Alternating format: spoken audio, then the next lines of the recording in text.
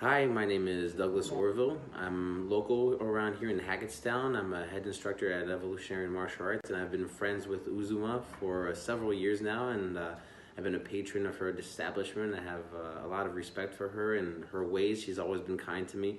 I'm very impressed, first and foremost, with the presentation of everything here. Is extremely professional, but warming, wonderful flow of energy between the colors of the paintings themselves as well as everything behind it. It seems extremely well put together and yet inviting, very curious, and you can see that there's definitely a huge cultural influence from where she's from.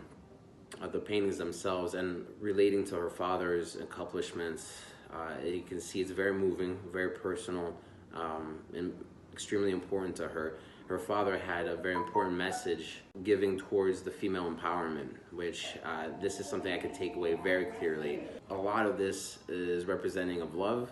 A lot of this is showing the romantic side, the notion of a dream of something being more than just the station that we're born in, and that anything could come true, that a lot of the power comes from the heart.